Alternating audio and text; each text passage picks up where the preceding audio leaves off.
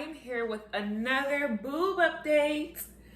So yes, we are 10 weeks post-op. I know I promised a video at 8 weeks, but I was 8 weeks officially August 18th, and it is now September 1st, and I'm finally getting to this video. I'm so sorry for the delay, guys.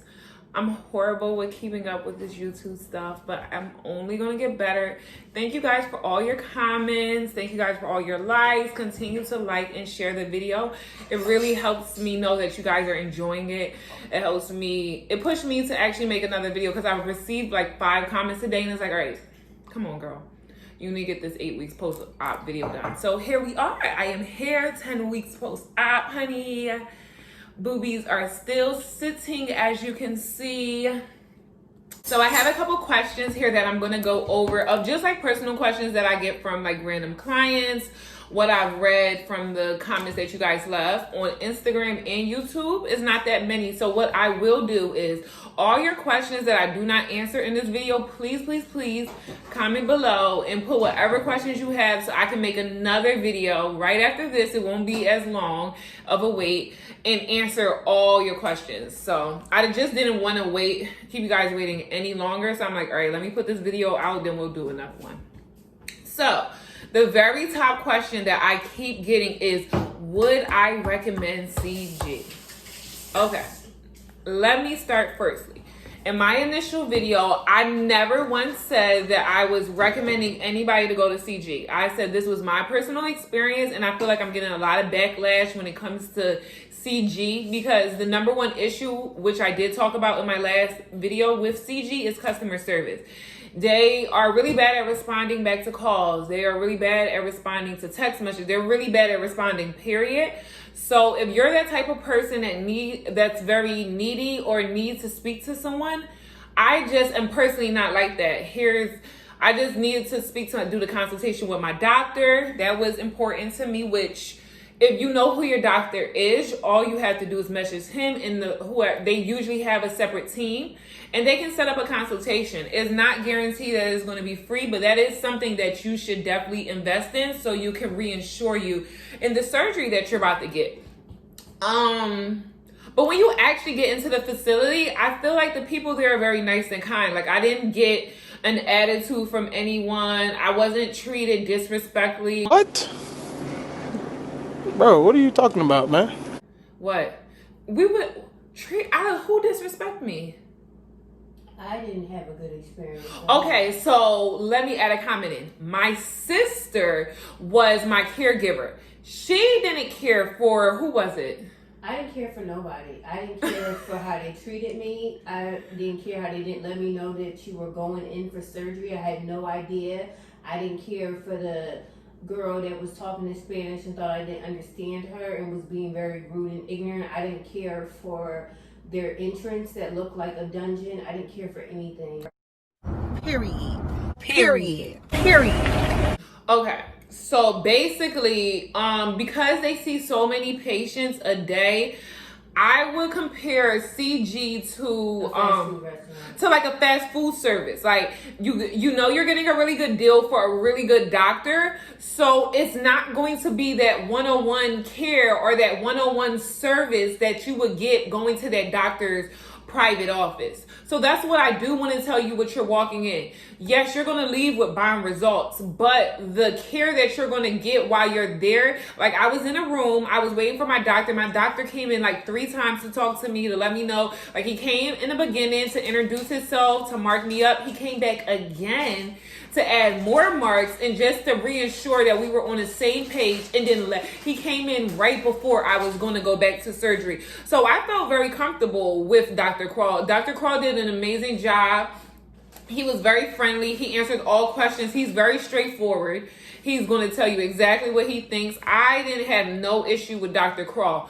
The staff there, I can say that because they deal with so many people and so many different kind of people, they could probably be a little more They could probably try to be a little bit more friendly, but I feel like they're just overwhelmed. They're overwhelmed with calls.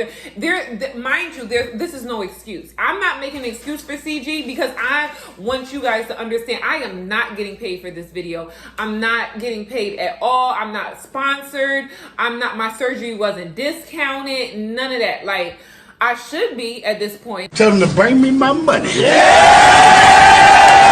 But hopefully they see this video and want to give a girl free surgery. But no, it's not like that. So I don't want to anybody think I'm like trying to make excuses for them.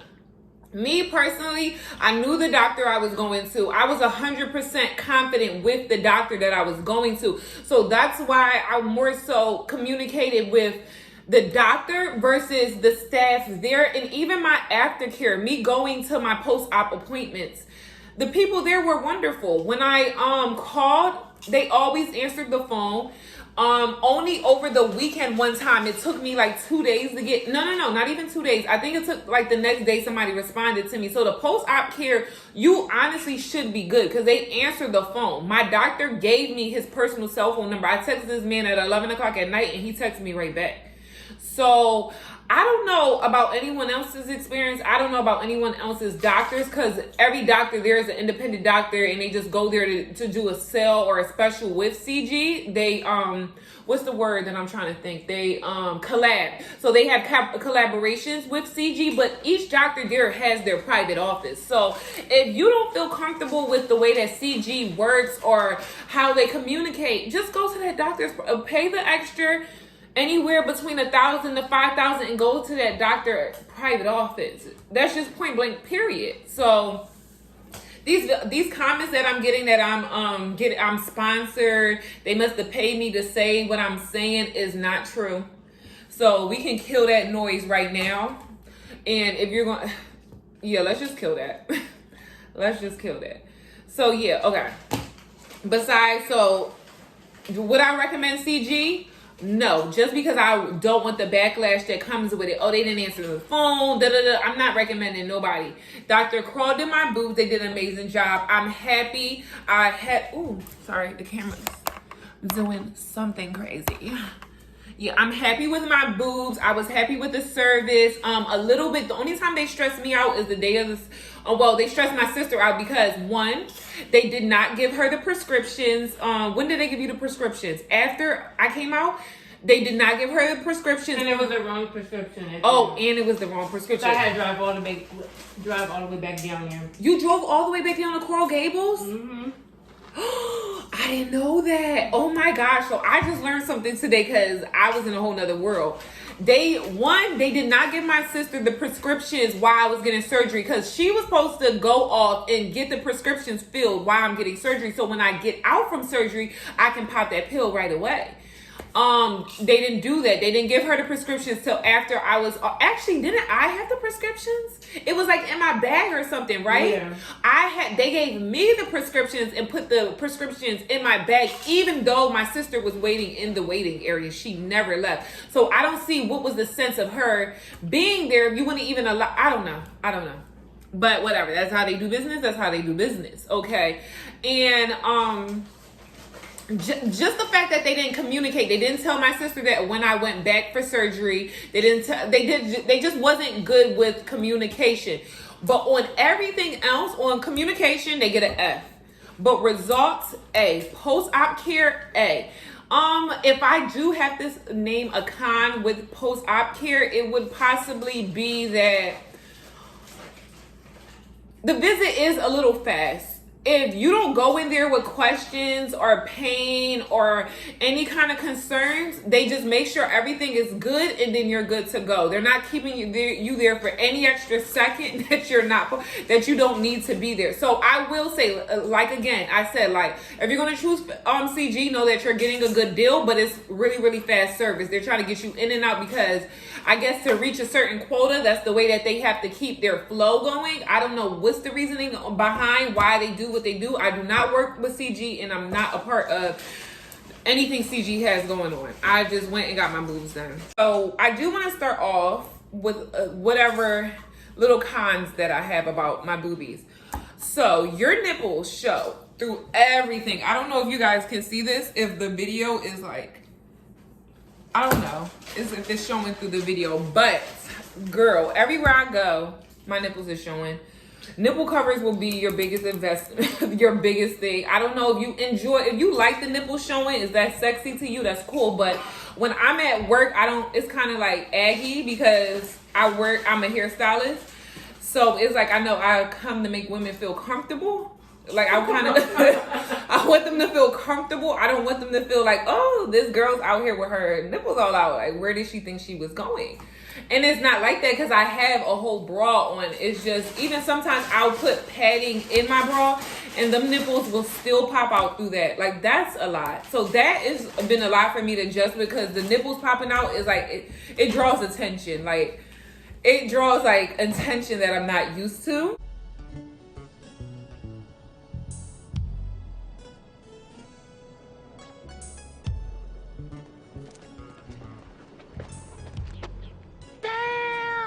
It's just like, whoa, yeah, she's there. She got her boobs done. It's interesting. It's something new that I've been getting used to. So that's that. Another thing is sensation. Since I think I told you guys in the last video, because the sensation came back really, really quickly for me. Like, I don't know. I want to say by week 2, but don't quote me on that.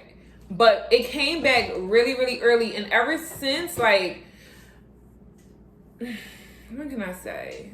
I want to say ever since 4 weeks post-op, it's literally more frequently. Like every day, it's like around in a circle. I feel like these electric zaps, like shots. It's not painful, but it's weird. It's weird, and it's like kind of uncomfortable. Because I want to be. Yeah, it's just weird and uncomfortable. That's the only way I can describe it. And then now, and like I want to say, once I got 6 weeks, I start feeling like electric shocks all throughout my boobs, like on the side, top, just all over. Which, when I went to my 8 weeks post-op video, my doctor said that's completely normal. He actually asked me, did I feel it before he even? So he said that was basically damn, what the fuck he say? You can't be. I know you're gonna cut this out anyway. He said it's the tissue. Yeah, so the doctor was like saying, I don't want you guys to quote me on anything. I'm going to actually research this, so when I do the next video, he said it's the body, the tissue, just, I guess, remembering itself and just doing some other crazy stuff. So yeah, everything's normal. He said it's perfect. He said it's perfect that I feel the sensation as early as I do in my nipples. He said everything is like reconstruction, basically. Yeah, it's like so basically it's like reconstruction. The body's getting to know each other. Like, I literally got cut wide open. Like my scarring goes from here. I got cut. They put the boob in from underneath.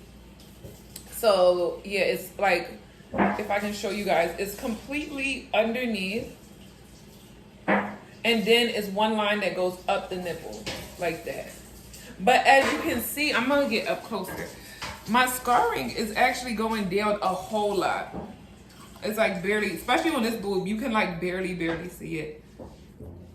So yeah, that's it about scarring and sensation. So next, my next con is working out. Guys, save yourself. If you worked out before surgery, save yourself. Do not listen to these people when they tell you to wait 8 weeks, 6 to 8 weeks to work out, because you will become lazy as AF.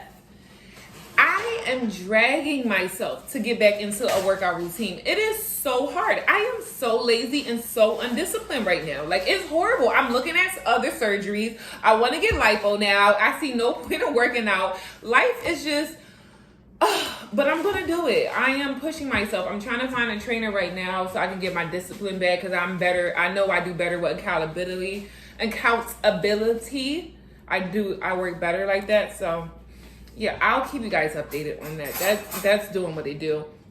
But I did notice, so I try to work out at week 6. I was doing like home workouts where I was running up my steps. Like, I'm a high intensity type of person, so I like to do like a lot of HIIT workouts and stuff like that. I don't like I could have been started walking and stuff like that, but for me to walk, you're going to have to drag me. Like, I hate just walking. Like, even if I I can't go for a walk, I can go for a run because it's more high intensity for me. But because I couldn't run, I just didn't even want to walk because it's boring to me. Like, not into it at all. So that's that. When I did try like running up the steps and using like weights, my chest did feel really heavy. I tried jumping rope. My chest felt extremely heavy. Even when I was done, I felt like a little shortness of like breath, which is normal when you work out. You do get a shortness of breath, but the shortness of breath feels heavy now. Okay, at week 8 when I did work out, it's much better, but I feel it could be also because I took so long off of working out. Like, I have to build that stamina back up, but I do feel I don't feel the heaviness as much. But how can I describe the way that I feel? Like, I get way more exhausted way faster, I can say that.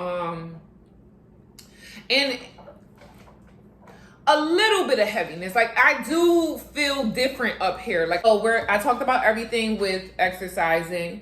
When it came to like lifting things, I have to catch myself because lifting things, I don't feel anything. Like, I really, really feel normal to lift stuff. Like, I be lifting everything. Like, when I go food shopping, just bringing stuff in. Like, I'm the type of person, like, I don't wait for nobody. I'm gonna just get stuff done. So that I've been doing. Hopefully everything's okay. My doctor didn't say anything looks crazy. I don't feel crazy, but I definitely don't listen when it comes to how much I should be lifting right now. I am not recommending that. Do not do what I'm doing because that's not good. But yeah, I'm just being honest with you guys. Okay, so I already talked about shortness of breath. How was it going back to work? So going back to work was like, it's weird how normal it was. Like, I really started, and I have a lot of clients with kinky hair, so I'm blow drying, getting all of the, like, really blow drying the hell out of people's hair, sewing, hands going up, like, all of that emotion. Like, I don't feel anything. Like, everything feels 100% normal. Like, it's crazy. Like, I haven't had any complaints. I've been working more than ever, longer hours and everything, and it's like, everything's back to normal to me. But I have to keep catching myself throughout the day because my clients will even remind me, didn't you just get your boobs done? And I'm like, oh shit, yeah, let me calm down. So that's that.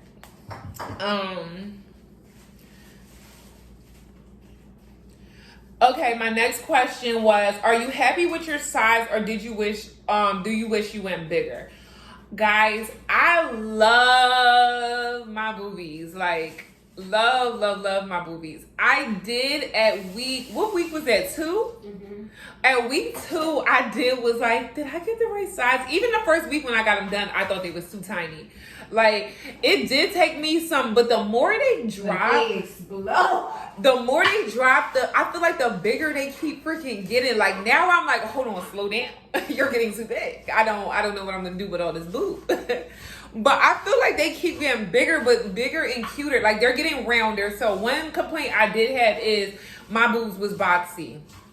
Like, the corner side was boxy, and I did not like that. So that's the one thing I did tell the doctor about at my 8-week visit. Like, when is this going to fluff out more? So he said my boobs are still really, really high.